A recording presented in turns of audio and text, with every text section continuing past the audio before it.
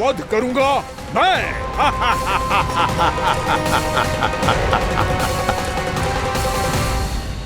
अरे सब जन बच के रहना।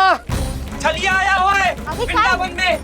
अरे छलिया आ गया है। वृंदावन में मायावी छलिया। अरे क्या हुआ? कौन छलिया? मायावी छलिया, सबको छलता है वो। हाँ, कुछ भी कर सके है वो। बहुत भयानक। अरे भानु ठहर जरा, क्या हुआ? बहुत भयानक है वो, बच के रहना सब लोग।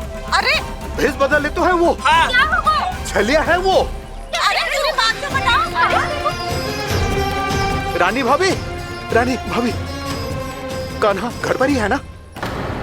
ऐसे भड़बड़ा क्यों रहे हो? कोई भूत देख लियो है क्या? भूत ना भाभी, छलिया से भेंट हो गई। सच्ची का मायावी छलिया है भाभी। क्या उल्टा सीधा बोले जा रहे हो? ठीक से बताओ। अब बोलो भी। वो कान्हा के पीछे पड़ो है वो। मेरे लल्ला के पीछे? हाँ रानी भाभी, हमारे अचेत होने से पहले हमने उसे ये कहते सुना था कि वो वृंदावन आने वाला है कान्हा से मिलने। हे नारायण, मेरे कान्हा की रक्षा करना। जसोदा जी, मायावी छलिए से बचना बालकों के बस की बात ना है। जीजी, बालक वन में अकेले हैं।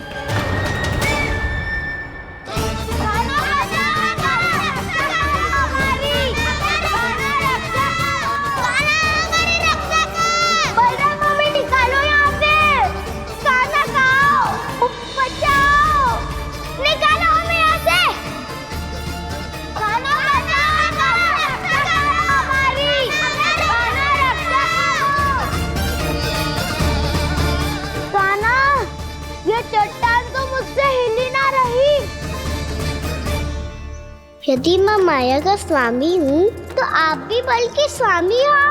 ताऊ, अपनी क्षमता, अपना सामर्थ्य स्मरण करो।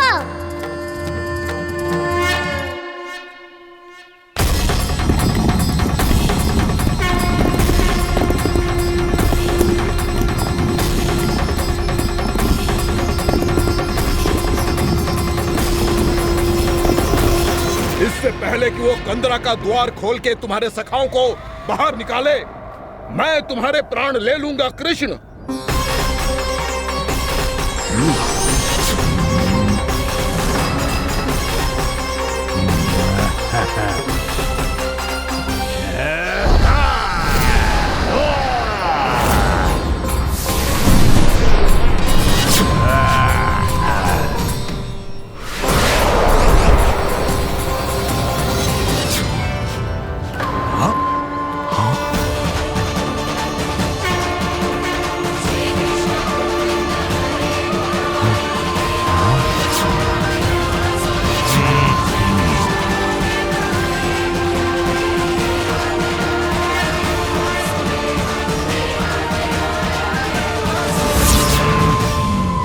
अब कितनी पूजा करोगे ब्रह्मासुर?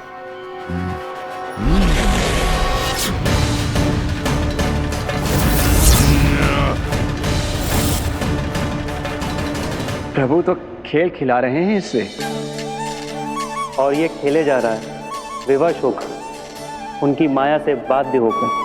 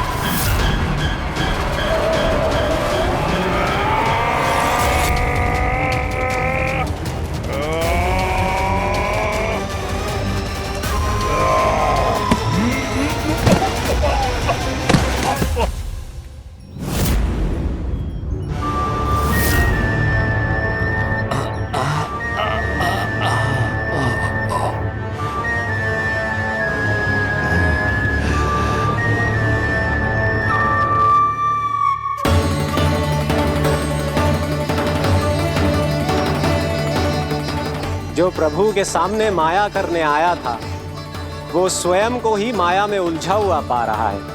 नारायण नारायण। लो अब तो तुमने दंडवत प्रणाम भी कर लिया। माया भी कथा भी उपहार में दे दी। तुम चाहते क्या हो वामासुर? मेरी शरण में आना है क्या?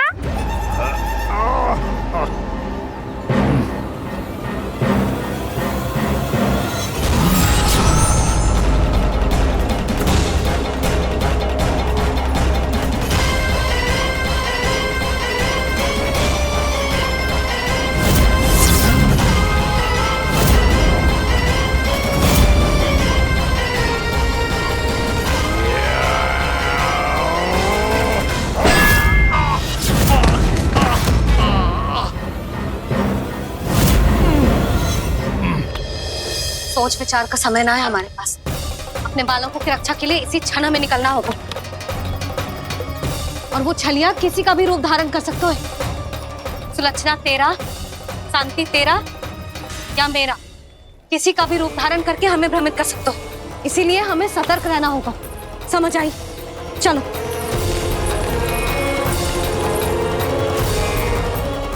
अभी भी समय है वामासुर, समझ जाओ। यदि मैया आ गई तो बात गड़बड़ हो जाएगी।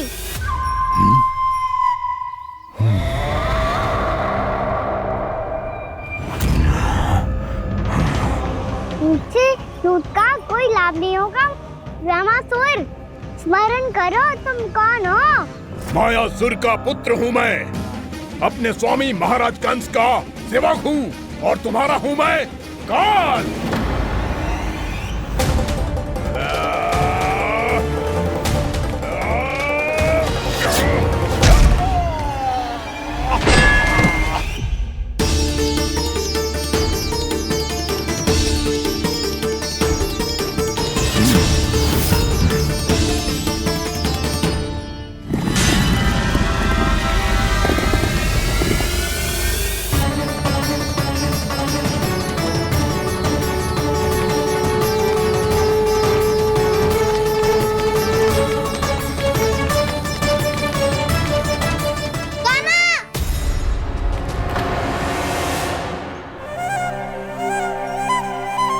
बाबा कहते हैं दुष्टों को पहले बातों से समझाना चाहिए, फिर भी ना माने तो अस्त्र ना उठाना दृढ़ता होती है।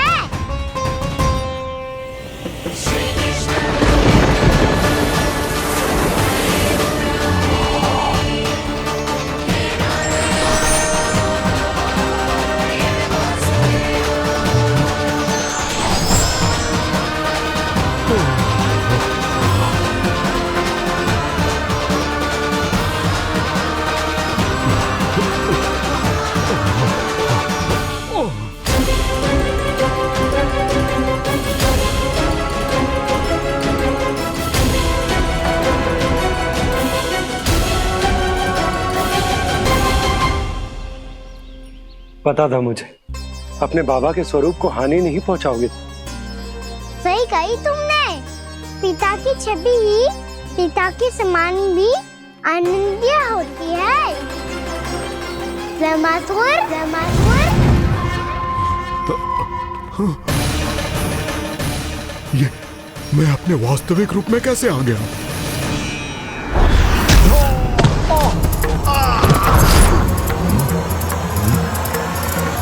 मेरे बाबा का स्वरूप नहीं लेना चाहिए था तुम्हें। मैया ने सिखाया है भूल को क्षमा किया जा सकता है, पर जानबूझ के किए गए अपराध के लिए दंड ही एकमात्र विकल्प होता है। ये बार बार अपनी मैया का नाम ले रहा है। यदि मैं वो स्वरूप लूं तो अपनी मैया पर वार नहीं कर पाएगा ये।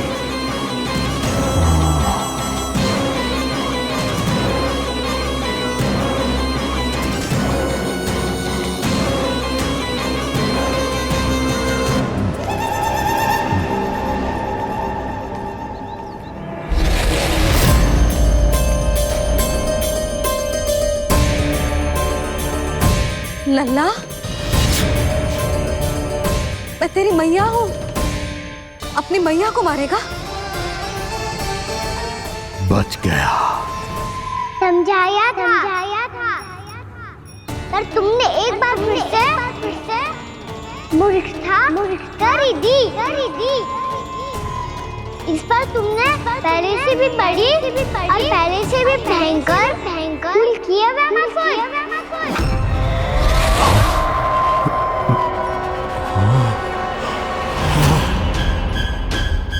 ये क्या हो रहा है मुझे? बार बार मेरा रूप क्यों बदल रहा है? ममता को समझे बिना अधिक समय तक मैया का स्वरूप हरण करके नहीं रख पाओगे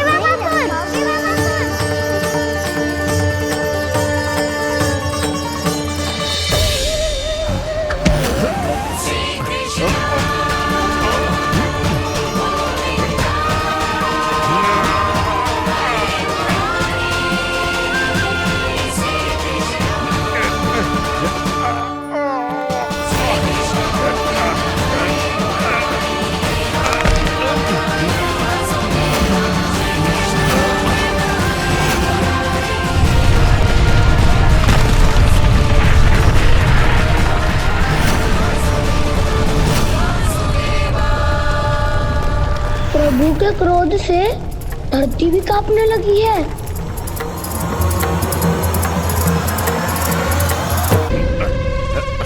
पुत्र को मारने के उद्देश्य से एक माँ का रूप लिया तुमने। ये ममता का और मेरी मैया का घोर अपमान है रामासुर।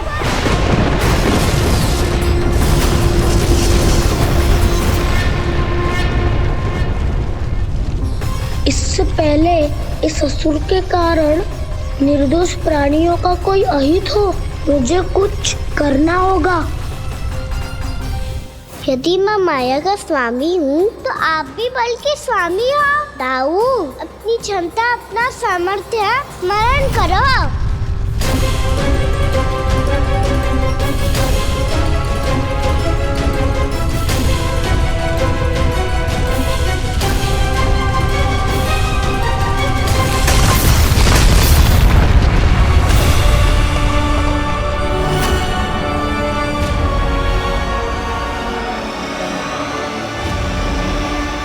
अद्भुत बल दाऊ, अद्भुत। अपने बल का उचित प्रयोग करके आपने प्राणियों को हानि होने से बचा लिया और ये भी सिद्ध कर दिया कि इस युग में आपसे अधिक बलवान और कोई नहीं होगा। आज से आप बलदेव के नाम से भी जाने जाएंगे। आज से आप बलदेव के नाम से भी जाने जाएंगे। आपके चरणों का ये चिन्ह युगों युगों तक आपके बल की कथा कहता रहेगा। बलराम का चरण चिन्ह।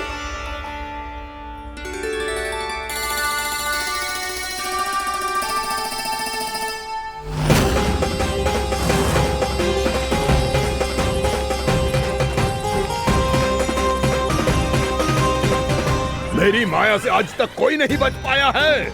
एक बार मुझे छोड़कर देखो, फिर पता चलेगा कि मैं हूँ कौन।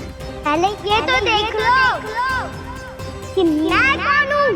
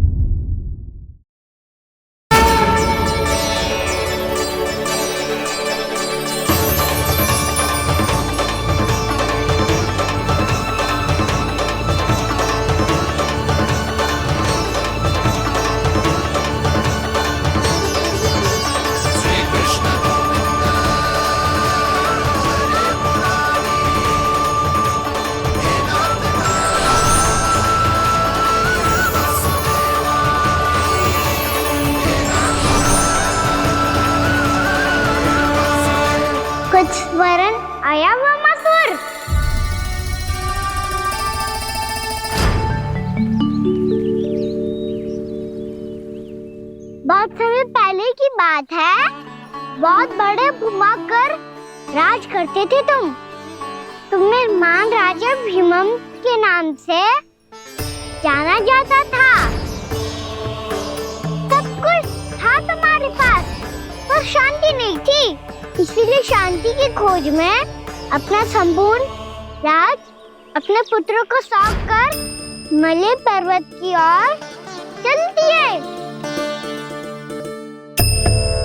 अनेक वर्षों की तपस्या के बाद तुम्हारे तप की कीर्ति चारों ओर फैलने लगी और फिर सच्चे तपस्वी के रूप में तुम्हारी ख्याति से प्रभावित होकर महर्षि उलट तुमसे भेंट करने आए। राजा भीमरथ, आपने ईश्वर की प्राप्ति के लिए सब कुछ छोड़ दिया, पर अपना अभिमान नहीं छोड़ पाए। इसीलिए मेरे आगमन पर सम्मान के साथ खड़ा होना तो दूर, मेरा अभिवादन भी नहीं किया। अभिमान तपस्वी का गुण नहीं होता है राजन, अभिमान राक्षसी गुण है। इसलिए मैं आपको श्राप देता हूं कि आप अगले जन्म में एक राक्षस के रूप में जन्म लेंगे, एक राक्षस के रूप में जन्म लेंगे। मुझे क्षमा कर दीजिए महर्षि, मैंने जानबूझकर आपका अपमान नहीं किया है। मैं तो यहाँ पर शांति की खोज में आया था। अपने भीतर के संसार में गहरे सोच विचार में डूबा हुआ था मैं। मुझे क्षमा कर दीजिए महर्षि, मुझे क्षमा कर दीजिए। अपनी भूल का आभास प्रायश्चित की ओर पहला पग होता है। मैं अपना श्राप तो वापस नहीं ले सकता, परंतु आपको एक वचन अवश्य दे सकता हूँ। जब भी प्रभु नारायण का अवतार होगा, आपको उचित समय पे वो वरदान देंगे जिसकी आप लंबे समय से प्रतीक्षा कर रहे हैं।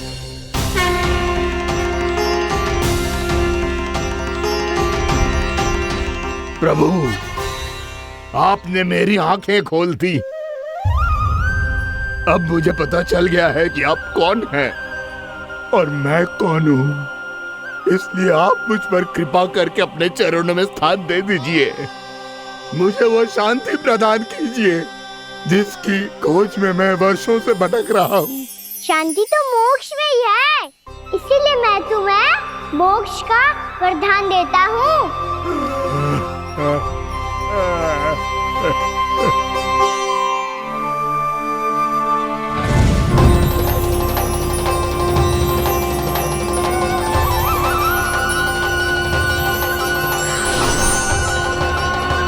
प्रभु की ये लीला सदैव स्मरण रखी जाएगी। इस स्थान को इनका आशीर्वाद मिलेगा और इस कंदरा को व्योमासुर की कंदरा के रूप में पहचाना जाएगा। भविष्य में अनेक ऋषि मुनियों की शरण स्थली बनेगी ये कंदरा। दीदी, ये कोई साधारण बालक ना है। ऐसा चमत्कार कोई साधारण बालक थोड़ी ना कर सकते है। तुम सत्य कह रहे थे बलराम, गाना सच्ची में भगवान ही है। तभी तो सब देवता इसे बसाने और इसकी ओर से युद्ध करने आते हैं। तुम सब ऐसे आंखें फाड़ के क्यों देख रहे हो मुझे?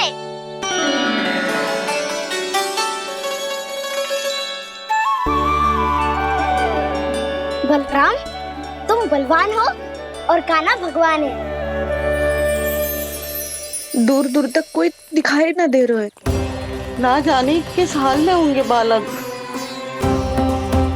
कहीं हम ही तो मार्ग ना भटक गए शीघ्रता के चक्कर में। अब तो एक पग भी ना चलो जा रहे हो। जल, किसी के पास जल है क्या? कंठ तो मेरा भी सूख रहा है मौसी।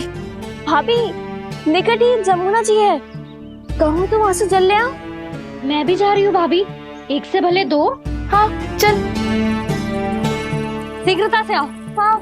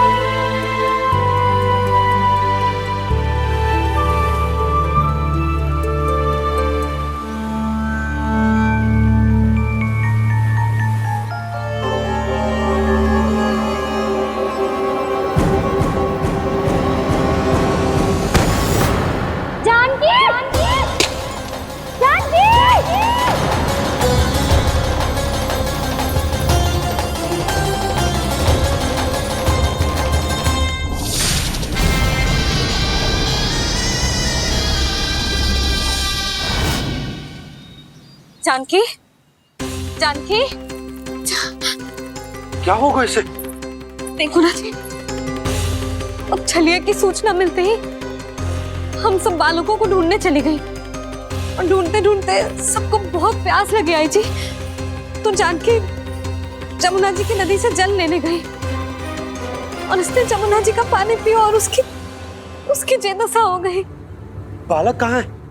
वो ठीक तो है ना? ऊपर से सब ठीक है, पर भीतर से बहुत भयभीत है सब।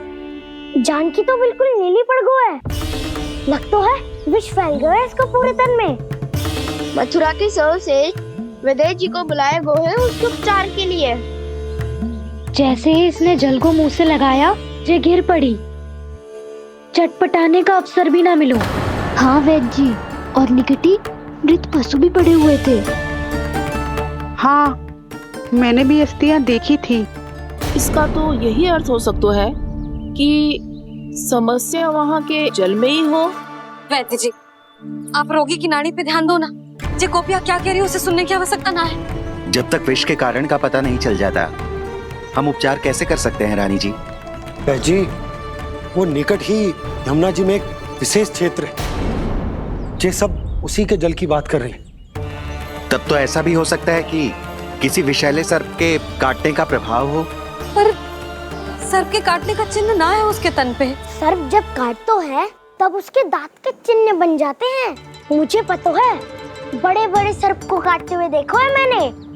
एक दिन अब बस कर उज्जवल, ये बड़ी बड़ी हाँकने का समय ना है। पर यदि सर्प ने ना काटा है, फिर जानकी की ये दशा किसने की? अवश्य किसी राक्षस ने की होगी। नाना, कोई विषैला पशु भी तो हो सकता है। यह अवश्य किसी महाविषैले सर्प के विष से हुआ है। सर्प ने भले ना काटा हो, लेकिन यह अवश्य ही किसी महाविषैले सर्प के विष के कारण हुआ है। कालिया नाग। कालिया नाग?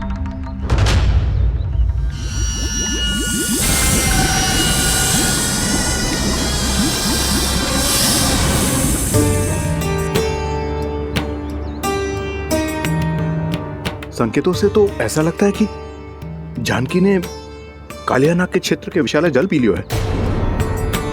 कालिया नाग एक लोक श्रुति है, कल्पना में गढ़ी हुई एक कथा, और कछु ना है। हमें जाके पता लगाना पड़ेगा। पर हमें वहां जाने से मना किया है ना बड़ों ने। उज्जवल सही कह रहे हो है। इस समय जानकी के स्वार्थ से अधिक महत्वपूर्ण और कछु ना है।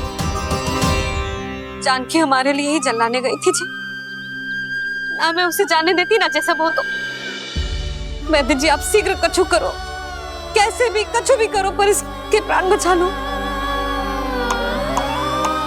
यशोदा, धैर्य रखो, श्री नारायण पर विश्वास रखो, वो सब ठीक कर देंगे।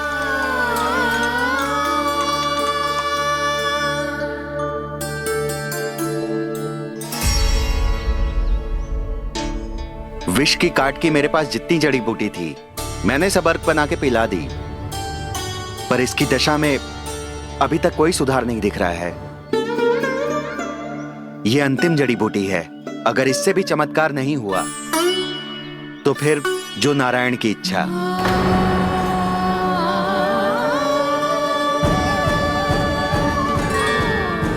पर कोई तो उपाय होगा जानकी को बचाने का।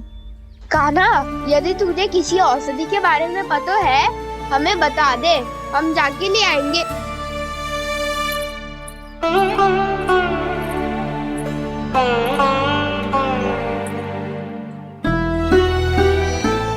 हे नारायण, हे प्रभु, मेरी जानकी के प्राण बचा ले प्रभु। क्या तो मैं अपने आप को कभी क्षमा न कर पाऊंगी। ये सारी मेरे ही कारण बनाई थी। उसकी रक्षा करो प्रभु, मेरी पुकार सुनो। कान्हा, तूने हमें बकासुर से बचाया था ना? और बकासुर से भी तो। और छलिया से भी तो तूने ही बचाया था ना हमें। क्या ऐसा कोई उपाय ना है जानकी को बचाने का? धनवंतरी,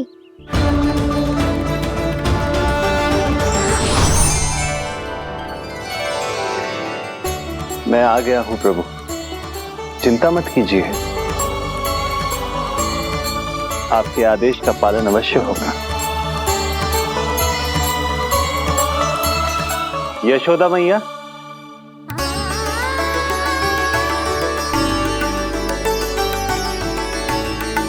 मैया आपको कोई पुकार रहा है।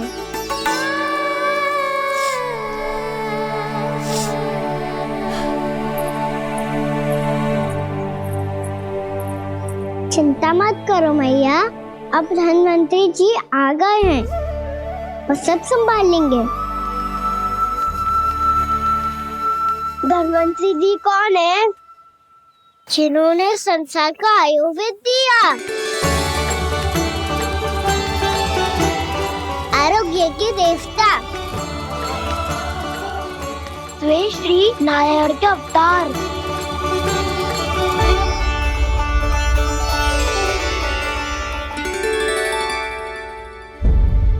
मुझे पता चला है कि आपको वेद की आवश्यकता है। हाँ हाँ, भीतर आइए। आइए आइए बैठे जी।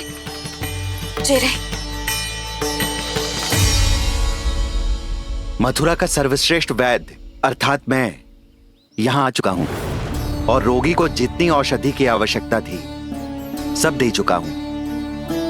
निश्चित रूप से आपने विष की काट के लिए बहुत ही उत्तम अर्क तैयार किया है, इसीलिए किसी और वैद्य की आवश्यकता नहीं है। किंतु आप अकेले कितना कुछ करेंगे वैद्यराज, मुझे अपना सहायक ही बना लीजिए। पर जो करना था मैं पहले ही कर चुका हूँ। हाँ, वो तो आप कर चुके हैं, बस रोगी के तन से विष निकालना शेष है ना वैद्यराज? हाँ हाँ, बस वही शेष है। इनके रक्त को विष रहित करने में मैं आपकी सहायता करूंगा।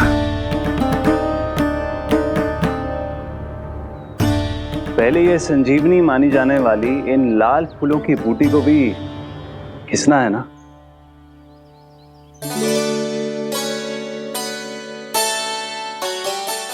हाँ हाँ, तुम सही कह रहे हो, इसे अच्छे से घिसो।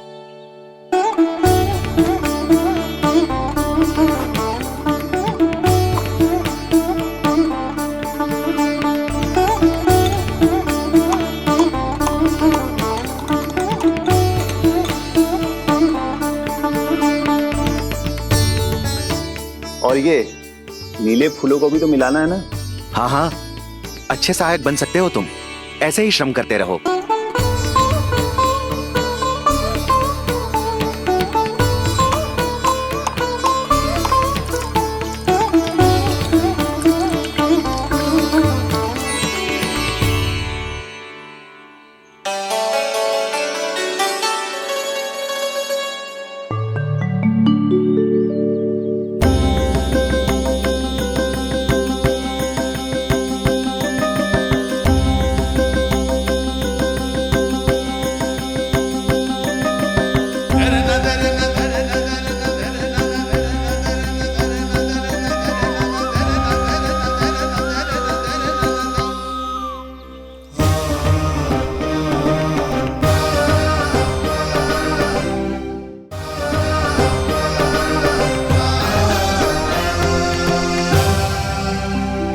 जानकी स्वस्थ हो जाएगी ना धनवंतरी जी? धनवंतरी? प्रभु, अब मैं क्या करूं? आपने तो स्वयं ही मेरी पहचान उजागर कर दी। जी क्या करो कान्हा? आप सब ऐसे क्यों देख रहे हो? मैया कहती है ना, सभी वैद्य धनवंतरी जी का ही रूप होते हैं। वाह कृष्णा, चतुर तो हो तुम। वैसे वास्तविक धनवंतरी मैं हूँ, मेरा अर्थ है वास्तविक वैद्य मैं हूँ। ये तो मेरा सहायक है, मुझे पूरा विश्वास है बिल्कुल ठीक हो जाएगी। वैसे ही थोड़े ना मुझे मथुरा का सर्वश्रेष्ठ वैद्य कहते हैं लोग।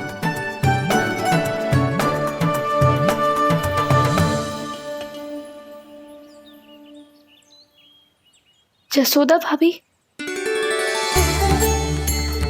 जसोदा जी, जानकी को चेतना आ गई। जानकी,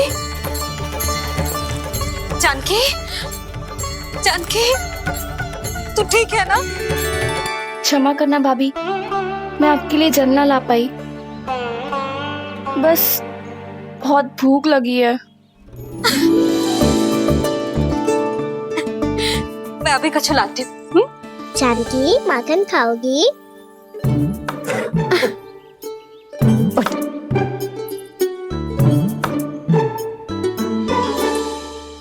आजा, तू ही खिला दे लल्ला।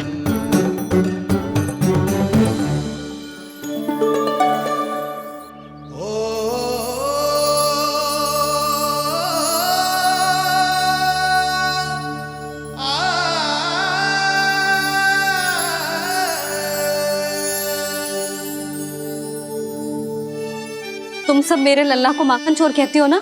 आज देखो, अपना ही माखन जानकी को खिला रहे है।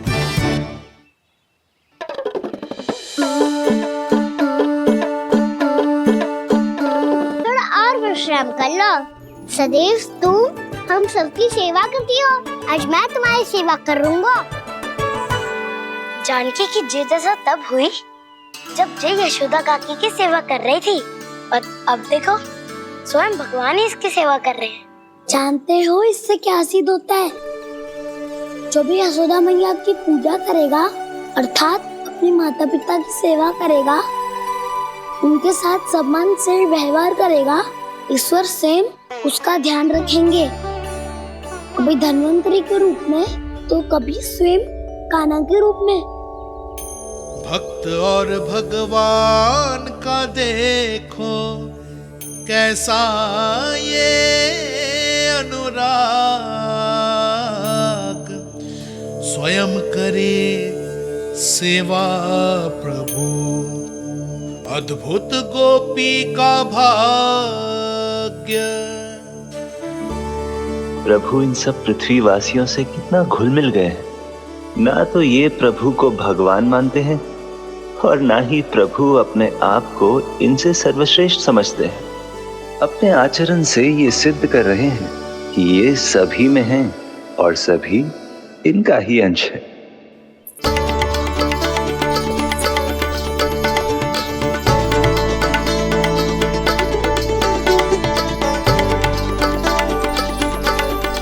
प्रभु, अब मुझे जाने की आज्ञा दीजिए।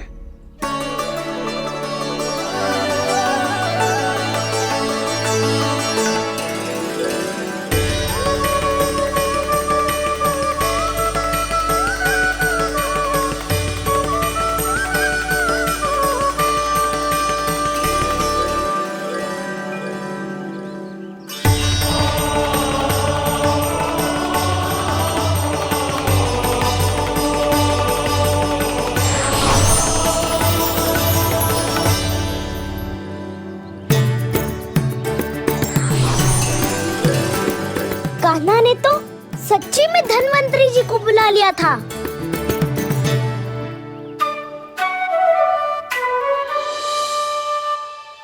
जब से कान्हा का जन्म हुआ है ना, मैं तब से देख रही हूँ, तब से हम पे कोई भी संकट आती है ना, तो अचानक से कोई अपरिचित हमारी सहायता करने आ जाता है, और जाते समय कान्हा की आज्ञा लेके जाते है, और कभी कभी तो इसे प्रभु बोल के जाते है। बाबा संभालो।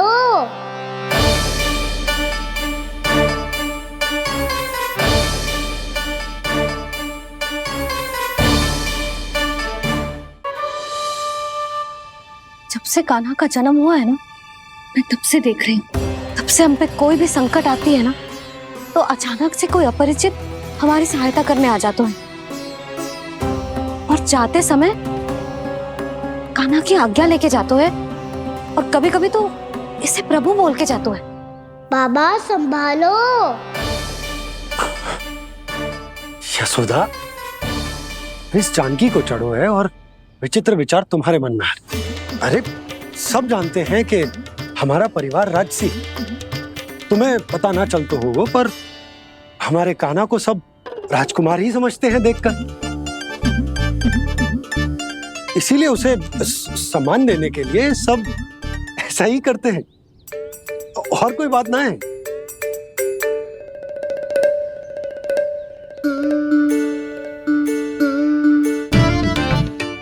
अब जे मेरे लल्ला को ऐसे क्यों घूर रहे हैं? बुरी दृष्टि लगाएंगे क्या?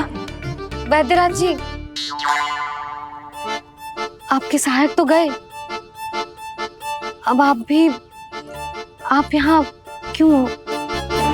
वो क्या है ना, मैं अपने रोगी का निरीक्षण करके पूरी तरह से संतुष्ट होकर ही जाता हूँ।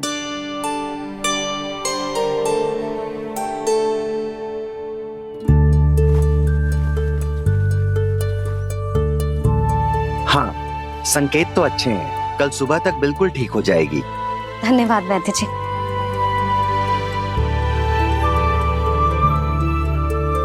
बस तो फिर हम कल पकड़न पकड़ाई खेलेंगे जानकी।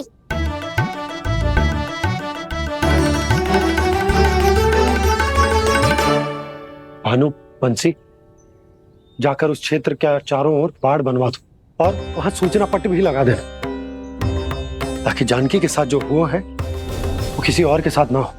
शीघ्र जाओ। जी ठीक है।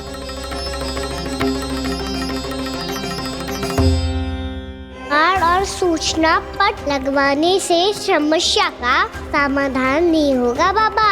निर्दोष पशु सूचना पट देखकर भी कुछ समझ नहीं पाएंगे।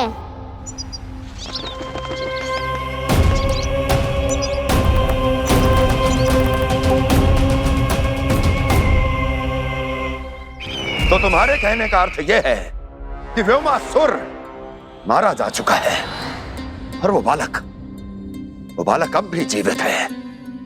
हाँ महाराज, मैंने गोप बालकों को कहते सुना था कि कृष्ण ने छलिया को मोक्ष दे दिया है, पर वृंदावन सुरक्षित नहीं है महाराज। वो एक बहुत बड़ी समस्या से जूझ रहे हैं। कैसी समस्या? गांव के निकट क्षेत्र में किसी विषैले सर्प का निवास है। उसके विष का प्रभाव इतना भयानक है महाराज, जैसे विष ना हो, स्वयं हलाहल हो।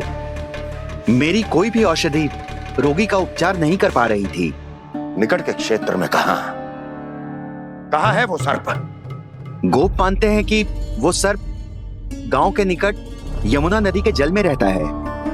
मुझे तो लगता है महाराज, ये कालिया नाग की कथा कोई किंवदंती या लोक श्रुति नहीं, एक सच्चाई है, एक विषैली सच्चाई।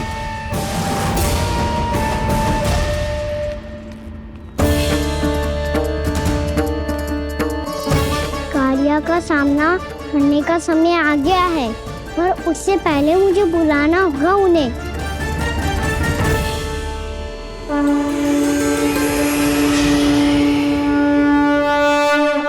संसार के दारुण भय का नाश करने वाले, सभी कष्टों का हरण करने वाले, विश्व का समस्त ऐश्वर्य प्रदान करने वाले, कमल जैसे लोचन, मुख और चरणों वाले आजानुभुज श्री राम को मैं बार बार नमस्कार करता हूँ।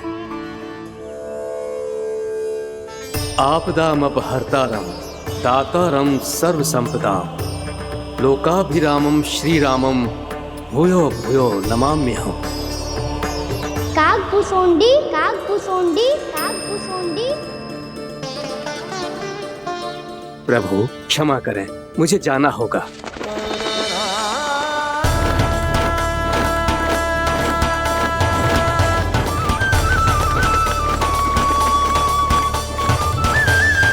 प्रणाम प्रभु।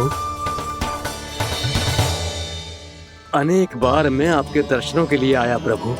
कभी नंद भवन के झरोखों से आपके दर्शन करके चला जाता था, तो कभी दूर किसी वृक्ष की आड़ से आपको निहार लिया करता था। आज आपने स्वयं मुझे बुलाकर धन्य कर दिया प्रभु।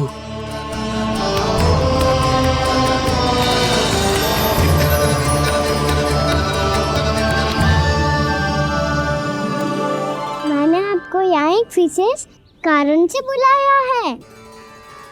आपके श्राप से इस कालिया नाग को मुक्त करने का समय आ गया है। ये तो बहुत ही उत्तम समाचार है प्रभु। इतने वर्ष बीत गए, मुझे आज भी स्मरण है वो दिन जब मैंने उन्हें श्राप दिया था। अपने क्रोध पर नियंत्रण खोकर बहुत बड़ी भूल कर दी थी मैंने प्रभु। बीती हुई घटनाओं पर दुखी होके कोई लाभ नहीं है।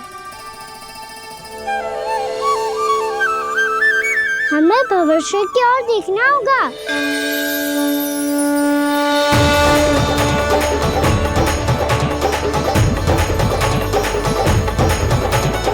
आदेश कीजिए प्रभु, क्या आज्ञा है आपकी? जब मैं कालिया नाग का सामना करने जाऊं, तो आप यहीं रहेगा। आपको अपने आप पता चल जाएगा कि कब क्या करना है। और हाँ, लौटते जाते समय नारद मुनि से कहिएगा, वो आकर मुझसे भेंट करे। अवश्य प्रभु, प्रणाम। क्या इसने सच्ची में देवर्षि नारद को बुलाया है? नारायण नारायण, आपको संदेश भेजने की आवश्यकता नहीं थी। आप स्मरण करते और मैं चला आता। तुम्हारा कल्याण हो नारद।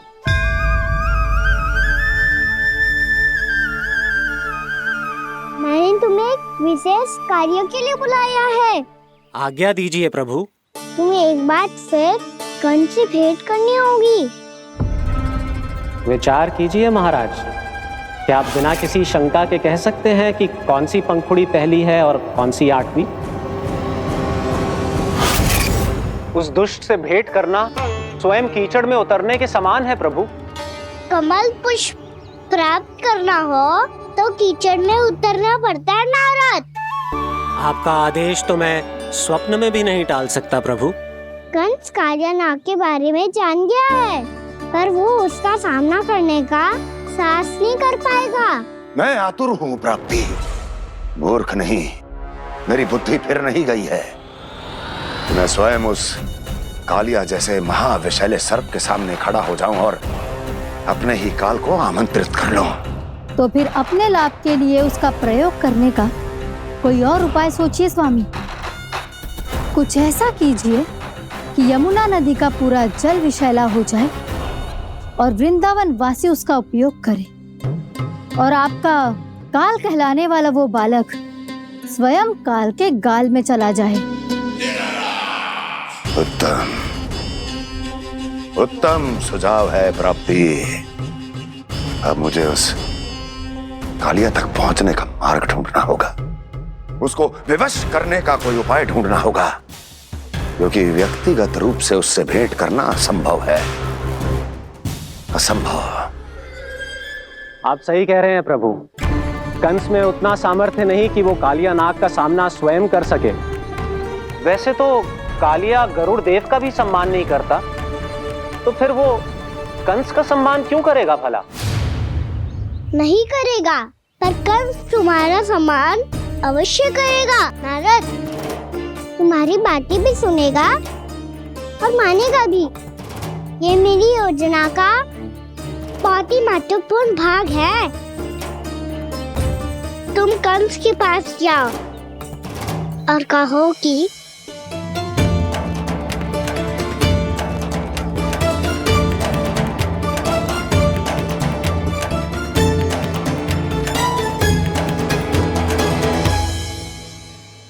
संतान अपने माता पिता को तीर्थ का सौभाग्य दिलाती, और मेरा लल्ला कितना महान कि उसने हमारे घर को ही तीर्थ बना दिया।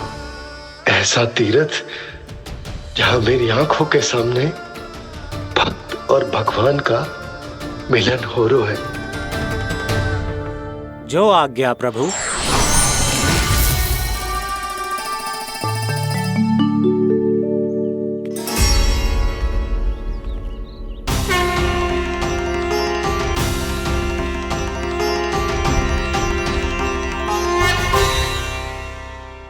बाबा।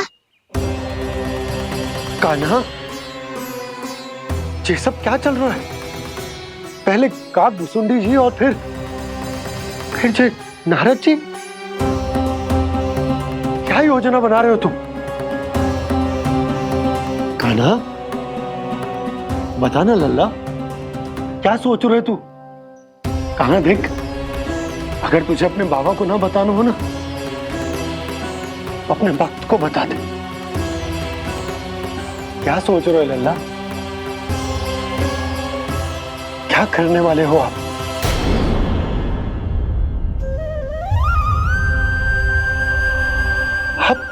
आप इतने दुखी क्यों हो? कान्हा, कान्हा, क्या होगा? क्योंकि मुझे आभास हो गया है बाबा, समय आने वाला है। कौन सा समय आने वाला है लल्ला? शीघ्र सब कुछ बदलने वाला है। भैया को मेरा सत्य पता चल जाएगा बाबा।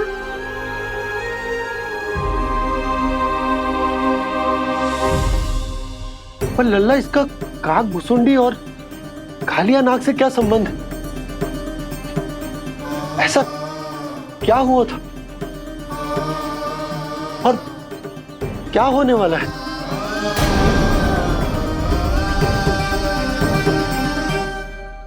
जो होने वाला है बाबा, उसका संबंध उससे है जो सैकड़ों वर्ष पहले हुआ था। महर्षि भृगु के एक वंशज थे वेद शिरोमणि, जो विंध्याचल की पहाड़ियों में साधना कर रहे थे। तभी वहाँ अश्वशिरा नाम के एक दूसरे मुनि आमंत्रण के बिना ही आ गए। कितना सुंदर और शांतिपूर्ण आश्रम है। यहाँ प्रभु की साधना करने में बहुत आनंद आएगा। शीघ्र ही अश्वशिरा मुनि उपस्थिति के कारण होने वाले व्यवधान से बाध्य होकर वेद शिरोमणि ने अपनी आंखें खोली।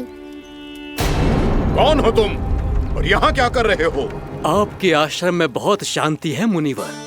साधना करने के लिए बहुत ही उत्तम स्थान है ये। मैं चाहता हूँ कि मैं भी यहाँ। आप यहाँ साधना करना चाहते हैं, लेकिन इतना भी नहीं जानते कि किसी के आश्रम में प्रवेश करने से पहले उसकी आज्ञा लेनी चाहिए। आप ये भी नहीं जानते कि यदि कोई यज्ञ कर रहा हो तो बिना अनुमति के वहाँ प्रवेश करने से उसकी यज्ञ साधना भंग हो सकती है। आप क्या साधना करेंगे मुनि? आप तो साधना के योग्य ही नहीं हैं। इतना अपमान! एक मुनि के मुख से इतने कड़वे शब्द शोभा नहीं देते। मैं तुम्हें श्राप देता हूँ, जितनी विषैली तुम्हारी जिह्वा है उतने ही विषैले सर्प बन जाओ तुम। और ऐसा सर्प जो सांस भी ले तो निकट का वातावरण दूषित हो जाए। तुम्हारे इस दुस्साहस के लिए मैं तुम्हें श्राप देता हूँ कि तुम अभी इसी क्षण कौवा बन जाओ, और ऐसा कौवा जो कांव कांव करके अनर्गल प्रलाप करता रहे।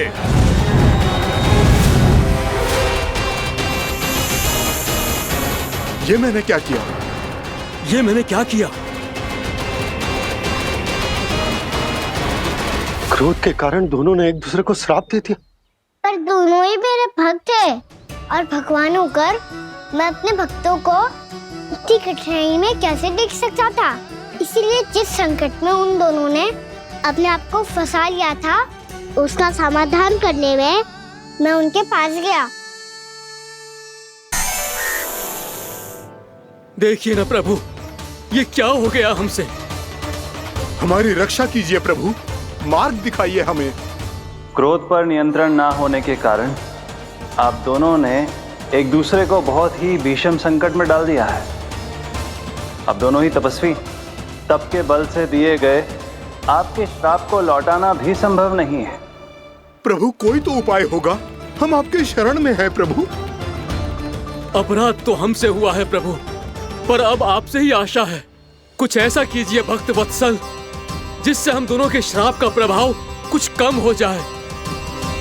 आप दोनों ही मेरे भक्त हैं, इसलिए आपकी पीड़ा का निवारण करने का एक उपाय है मेरे पास। वेद शिरोमणि, जब आप कालिया नाग बनेंगे तो आपको मेरे चरणों को अपने शीश पर धारण करने का सौभाग्य मिलेगा। और अश्व शिरोमणि, आप काग योनि होने के बाद भी आप श्रेष्ठतम ज्ञान और सर्वाधिक यौगिक सिद्धियों के स्वामी होंगे। और प्रवचन दिया करेंगे। इसके बाद अश्वशिरा मुनि काक भुसुंडी बन गए, जिन्होंने आगे चलकर सेम गरुड़ देव को रामायण सुनाई। और मुनि वेदशिरा महर्षि कश्यप और देवी कत्रियों के पुत्र कालियानाग बनकर जल में। और अब वही कालियानाग जमुना में, जिनके कारण जानकी के प्राण लगभग चले ही गए थे। अब कालियानाग को उचित स्थान पर भेजने का समय आ गया है बाबा। पर ये तो अच्छी बात है कान्हा, वेदशिरा मुनि को दिया हुआ तुम्हारा वचन भी पूरा हो जाएगा, जमुना जी की शुद्धि भी हो जाएगी। इस सब के बाद भी तुम दुखी क्यों हो? क्योंकि इसके बाद मैया के सामने मेरा रहस्य खुल जाएगा बाबा। उन्हें पता चल जाएगा कि उनका बालक कोई साधारण बालक ना है। भविष्य में जो होने वाला है उसे सबके सामने घटने से रोकना मेरे लिए भी संभव ना होगा। मैया को सब पता चल जाएगा। क्या पता चल जाएगा रे मुझे?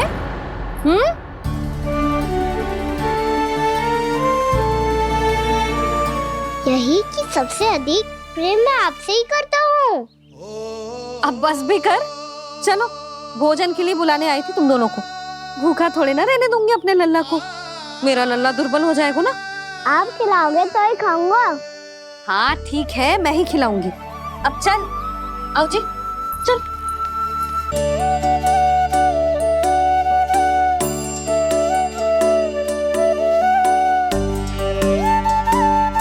मैया खेलो ना मेरे साथ।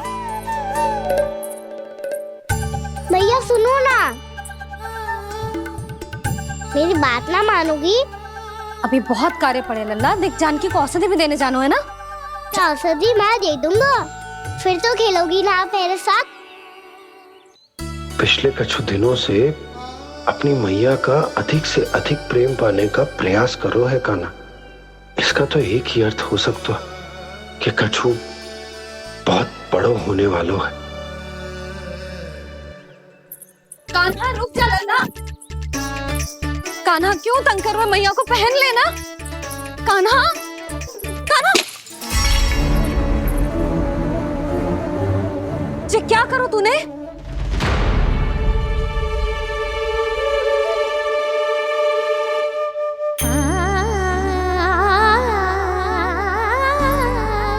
अच्छा ठीक है, अब मुंह लटकाने की आवश्यकता ना है।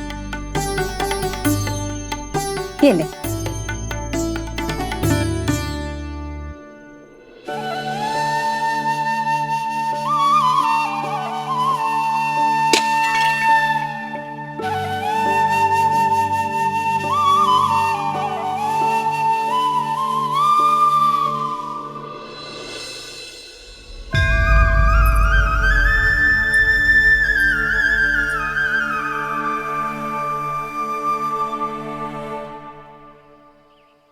तंग करे मैया को खिजाए, खेले रूठे मनाए,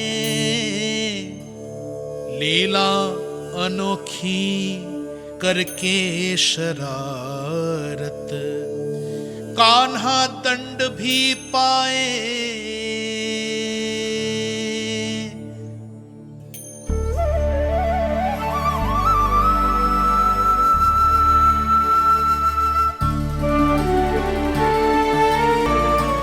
रूठना मनाना, खेलना खिलाना, पहले शरारत करके क्रोध दिलाना और फिर क्षमा मांग लेना, ये सब जानबूझकर कर रहे है कान्हा। जैसे जीवन भर के लिए अपनी मैया की ममता को अपने हृदय में समेट कर रखना चाहते हो। कैसे कैसे करूं उस कालिया से मित्रता, कैसे करूं उसका उपयोग?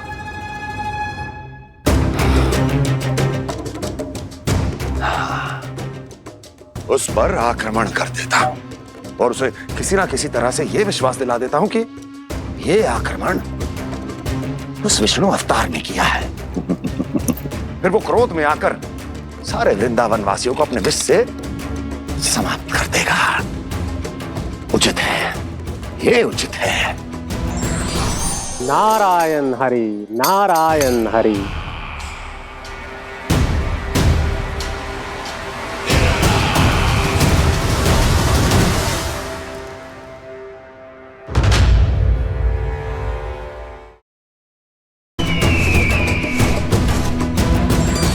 नारायण हरि, नारायण हरि।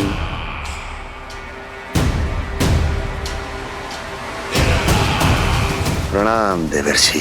किस योजना में कितना लाभ है और कितनी हानि, यह आंकलन करते करते थक गए होंगे मथुरा नरेश। देवर्षि, आज मेरा ध्यान कैसे आ गया आपको? आप तो सदैव ही मेरे ध्यान में रहते हैं महाराज कंस। सत्य तो यह है कि मथुरा में जो भी हो रहा है मुझसे छिपा हुआ नहीं है। मैं जानता हूं कि आप किसी भी असुर को वृंदावन क्यों ना भेजें, और वो असुर कितना भी शक्तिशाली क्यों ना हो, कृष्ण का सामना नहीं कर पाता। या तो पराजय स्वीकार करके आपके पास लौट आता है, या तो फिर वीर गति को प्राप्त हो जाता है।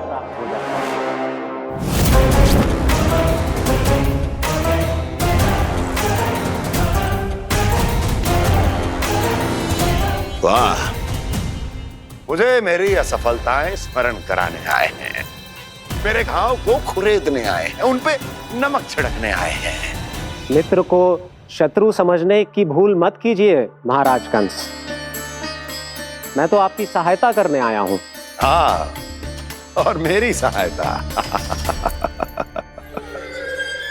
कृष्ण विष्णु अवतार है, आप विष्णु के भक्त हैं। मैं हूं विष्णु द्रोही, फिर भी तो आपके आराध्य को हानि पहुंचाना चाहता है, उसकी सहायता करना चाहते हैं आप। क्या आप निश्चित रूप से कह सकते हैं कि आप ब्रह्मांड के सभी नियमों को अच्छी तरह समझते हैं? अवश्य। आपके लिए बस इतना ही जानना पर्याप्त होगा कि मैं जो कुछ भी कर रहा हूं उसके लिए मेरे व्यक्तिगत कारण हैं। मैं तो बस आपके हित में पिछली बार की तरह एक सुझाव लेके आया था, पर यदि आप मेरा सुझाव सुनना भी नहीं चाहते तो आपकी इच्छा। नारायण हरि, नारायण हरि। कारण चाहे जो हो, इनके पिछले सुझाव के कारण ही आज मेरे शत्रुओं की संख्या कम है। अन्यथा मैं देवकी के अन्य पुत्रों को भी जीवित छोड़ देता, और आज वो सब अपने भाई के साथ मिलकर उसकी शक्ति को अनेक गुणा बढ़ा देते। ठहरिए देवऋषि,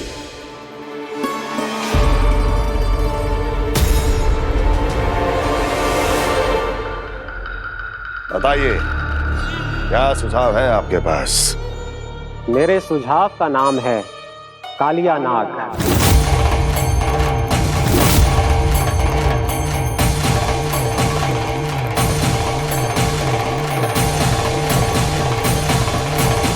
उसके विषय में मैं जानता हूं देवर्षि। तो समस्या यह है कि मैं स्वयं उससे मिलने नहीं जा सकता, उससे भेंट नहीं कर सकता। उस कृष्ण की हत्या के लिए उसको वृंदावन जाने के लिए तैयार नहीं कर सकता। तो मत जाइए उसके सामने, और ना उसे भेजिए कृष्ण के सामने। हर बार आप किसी न किसी असुर को अपने शत्रु के क्षेत्र में भेजते हैं, जहां शत्रु उसका सामना करने के लिए पूरी तरह से तैयार होता है और आपका असुर मारा जाता है।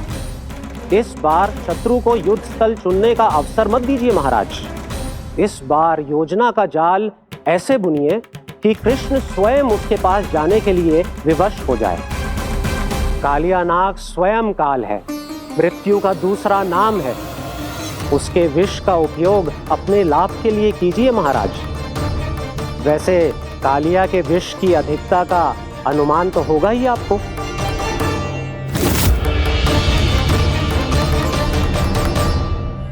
एक बार जो उसके क्षेत्र में पहुंच गया, फिर उसके विष से बचना असंभव है।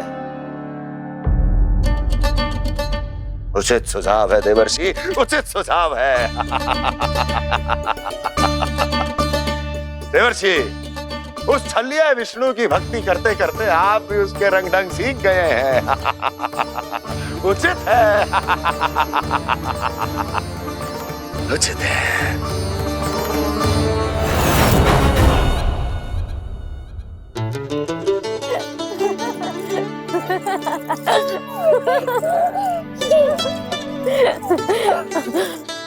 बस बस बहुत आनंद ले लियो लल्ला, बस अब दूध पी ले। ठहर ठहर, गर्म है। जी ले ले।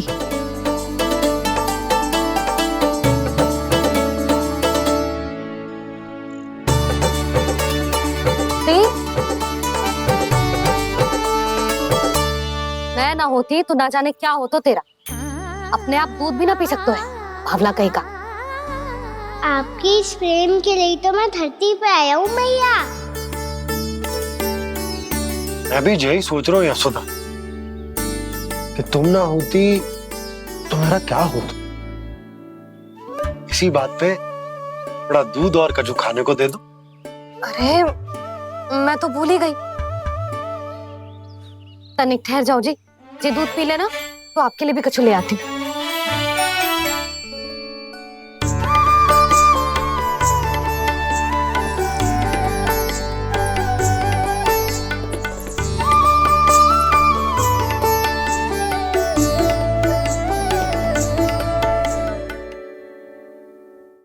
प्रणाम महाराज।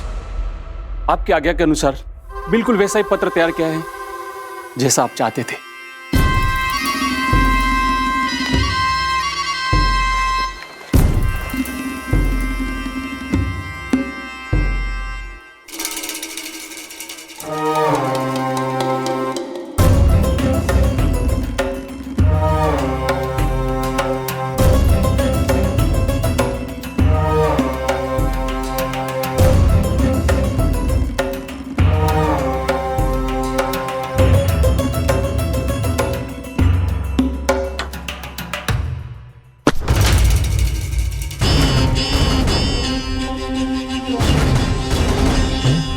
कृष्ण जन्म से लेकर आज तक ये मेरी सबसे महत्वपूर्ण योजना है। इसका सफल होना निश्चित है दूत, किंतु केवल वही करना जैसा मैंने कहा है। जाओ।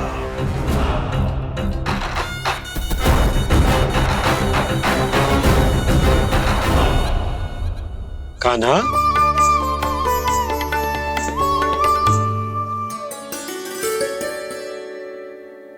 क्या होगा? बाबा मैं चाहता हूँ कि मैया की स्वमता क्रिस्टल फ्रेम की वर्षा मुझ पे सरते ऐसे होते रहे। वो तो होती रहेगी लल्ला। अपने लल्ला के लिए किसी मैया का प्रेम कभी कम हो सकता है भला? नंदराज, वो मथुरा से एक दूत आयो है महाराज कंस का राजपत्र लेके।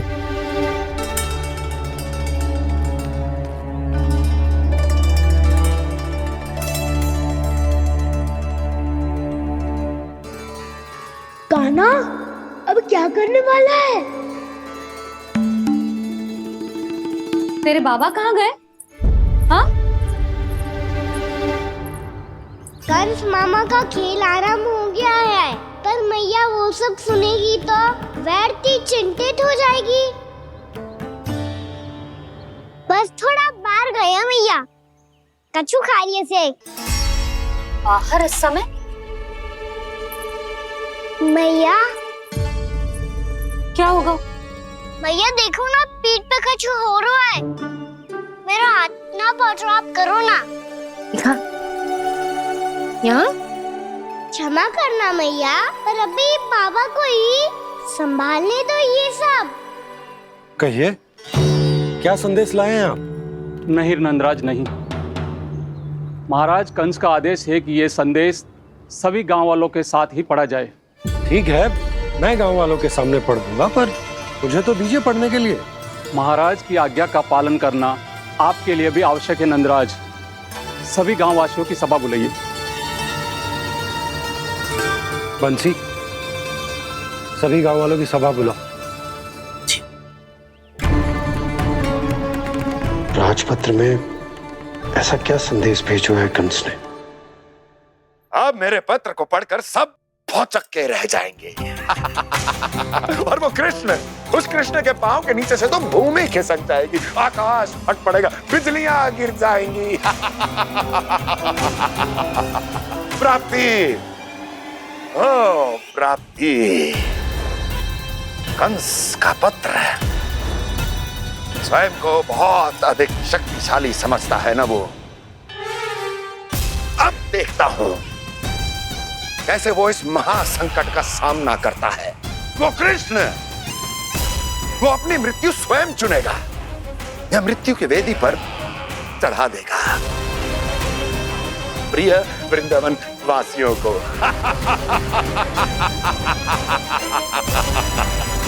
अब आएगा आनंद प्राप्ति, अब आएगा आनंद। सबको इकट्ठा करवा के ही पढ़वाएगो। अवश्य ही कोई विशेष संदेश दिया होगा कंस ने।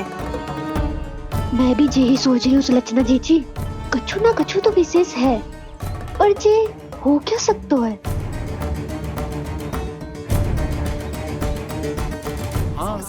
बात तो सही है। ऐसा क्या हो सकता है? सभी गांव वासियों के सामने कहा जाए, कछु तो विशेष अवश्य लग रहे हैं। बाहर तक कोलाहल क्यों हो रहा है? मैया, मैया, अब क्या होगा? मैया देखो ना, सर पे कछु हो रहा है। लल्ला, नारायण ने तुझे हाथ दिए हैं ना? पीठ की बात अन्य थी।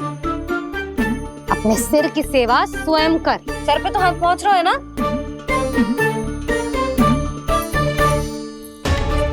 मैया सुनो ना, मैया देखो ना, तीव्र कर कछु हो रहा है। मैया देखो ना, तीव्र कछु हो रहा है।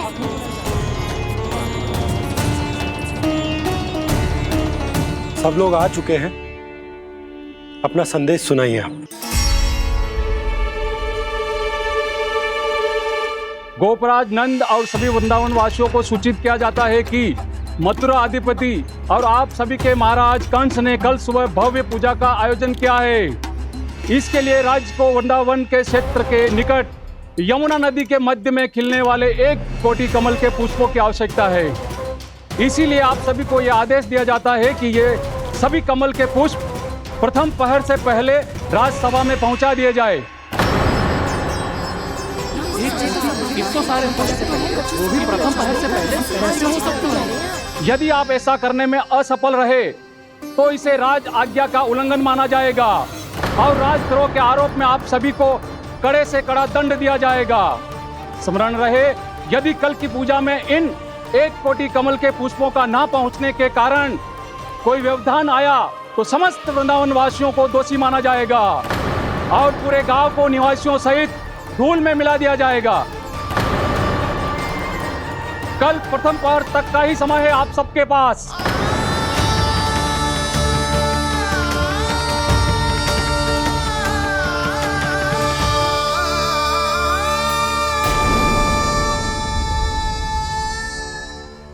कमल पुष्प, वो भी कल प्रथम प्रहर में?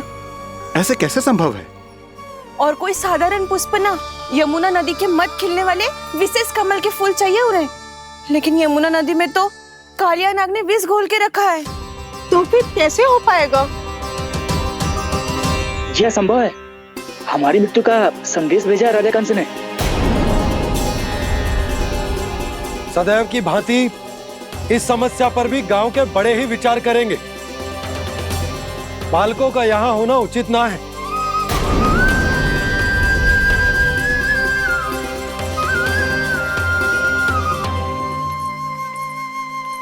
लल्ला, ले जे गेंद ले, जा अपने सखाओं के साथ खेल। सुबह उज्जवल, मधुमंगल वसंता, देखो मैया ने क्या दिया है।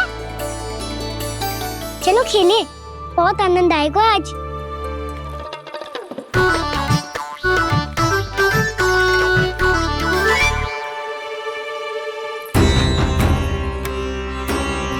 भानु, बंसी, जाओ और शीघ्र ही वो घेरे का कार्य समाप्त करो।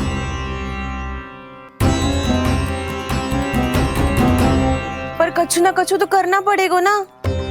पर हम कर ही क्या सकते हैं? पुष्प लाने को और कोई उपाय है भी तो ना।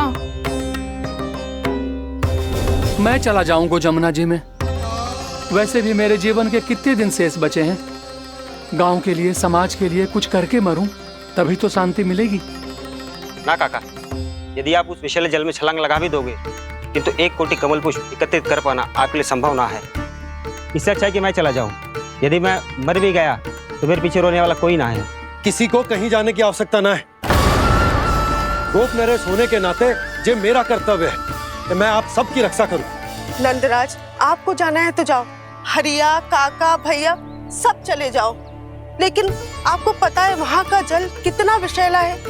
आप लोग एक क्षण भी जीवित नहीं रह पाओगे। फिर कैसे इकट्ठा करेंगे 1 कोटि कमल पुष्प? आप बात तो सही कह रही हैं शांति। उस दुष्ट कंस ने ऐसी मांग रख के हम सबको फंसा दिया। हम में से कोई भी क्यों ना चला जाए और इस संकट का समाधान ना निकले को। कान्हा, बताना कौन सा खेल खेलें? गेंद पकड़ खेलते हैं। पर एक बात सुन लो सब, कोई भी तीव्र गति से ना फेंकेगा गेंद को। भैया ने फ्रेम बनाई है मेरे लिए। सब तैयार हो? हाँ।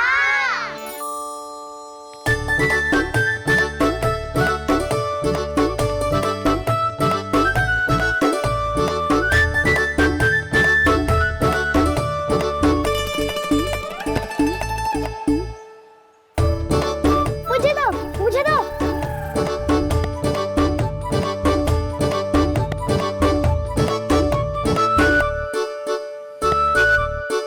मुझे दो, मुझे दो।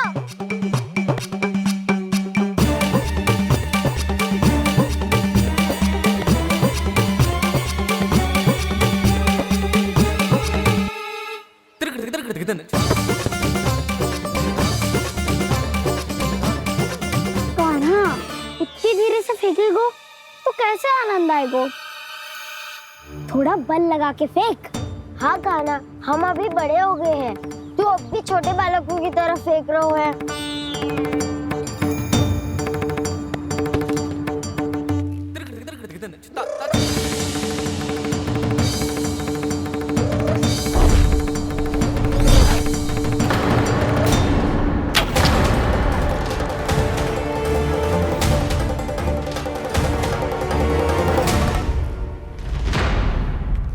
दीदी जी क्या करो कान्हा? गेंद तो डूब गई।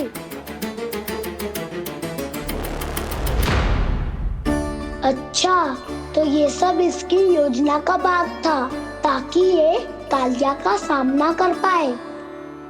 तुम सबने तो कही थी तीव्र गति से फेंको। देखो फिकवा दी ना मेरी गेम। मुझसे नदी में। अब मुझे जाके लानी पड़ेगी। रुक जा कान्हा, रुक जा कान्हा। जी क्या बोल रहे थे कान्हा? इसमें तो बहुत संकट है। कोई भी संकट मेरी मैया का उपहार खोने से बड़ा ना है। बहुत प्रेम से बना के उन्होंने दी थी। हे नारायण, कोई उपाय समझ में ना आ रहा है। मैया, हम कैसे करेंगे हम अपने गांव की रक्षा? कीड़े पड़ेंगे उस दुष्ट को। यदि उसके कारण किसी के प्राण चले गए तो कौन सा फल मिलेगा उसे इस पूजा का? तुम सही कह रही हो यशोदा। और हमारे पास कोई और दूसरा विकल्प भी तो ना है। यदि हमने मथुरा की राज आज्ञा का पालन ना किया तो इसका दुष्परिणाम पूरे गांव को भुगतना पड़ेगा।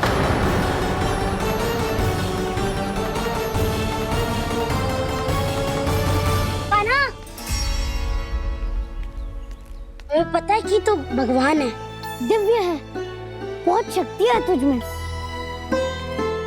पर फिर भी हम तुझे विषैले जल में ना जाने दे सकते। कुछ होगा तो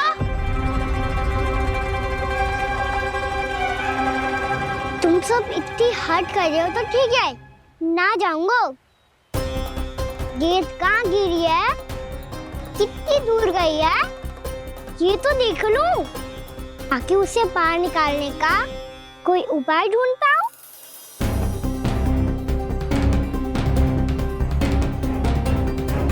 हाँ।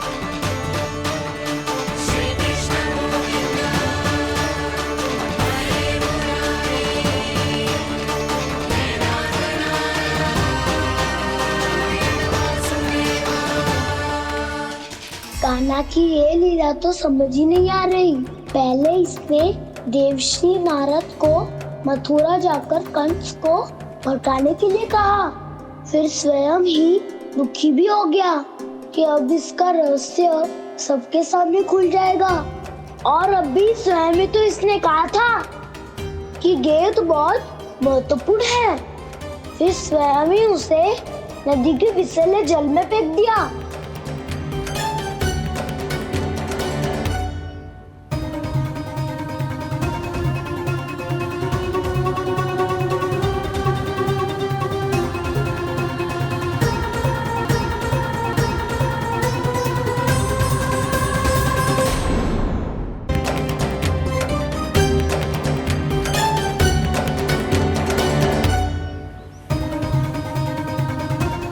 कान्हा, तू ऊपर क्यों चढ़ रहा है? अरे ऊंचाई से देखूंगा तभी तो गेंद दिखेगी।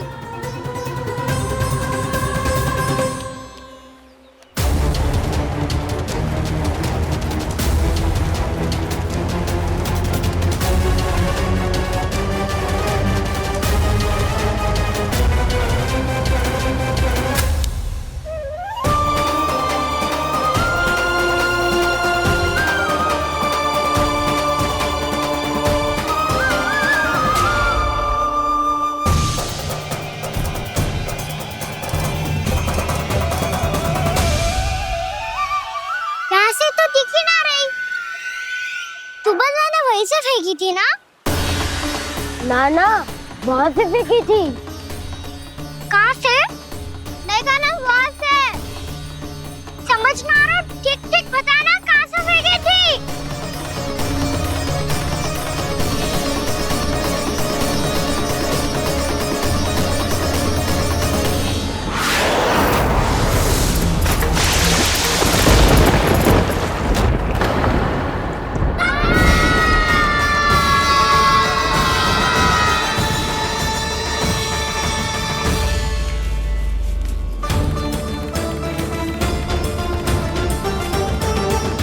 कालिया नाग के क्षेत्र में जाकर कोई भी जीवित वापस ना लौट सको है।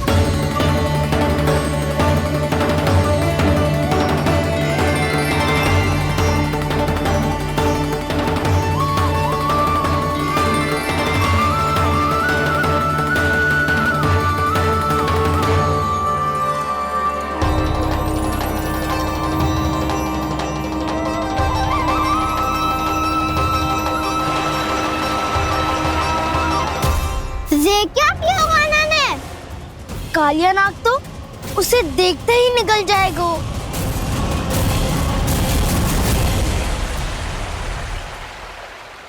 तो आरंभ से अब तक सब कुछ उसकी लीला का ही भाग था।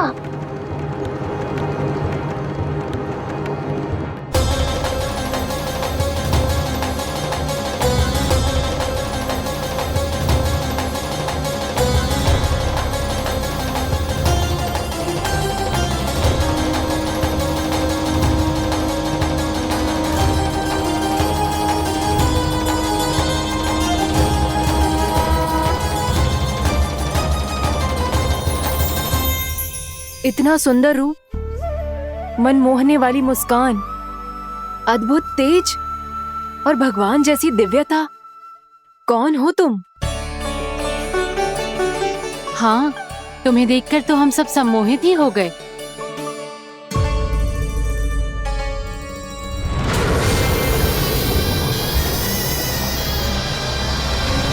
तुम जो भी हो बालक, वापस लौट जाओ। हमारा हृदय तुम्हें ही देखते रहना चाहता है, किंतु यदि हमारे पति जाग गए तो तुम्हें अवश्य हानि पहुंचाएंगे। ये बहुत विषैले है बालक, कालकोट जैसे भयानक। इनके विष